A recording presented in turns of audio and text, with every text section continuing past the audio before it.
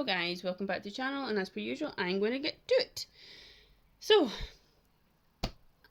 this took me 3 minutes 20 seconds, 3 minutes 10 seconds, 2 minutes 40 seconds. So all similar. Delighted at the fact that they're all similar, and this shows the consistency that for the past few days I have had continuous and consistent good results where they are all similar to each other. You can tell it's the same original reference photo. So I'm utilising quick, good speed.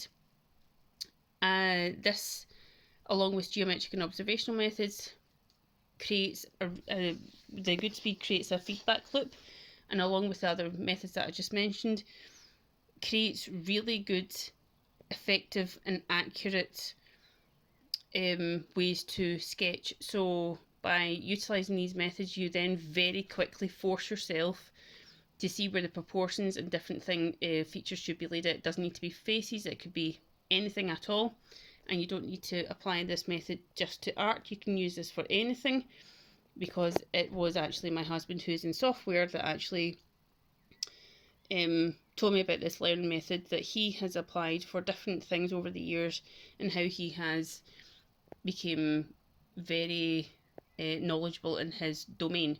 So yeah, try the method, let me know what you think, and get back to me. Thanks guys!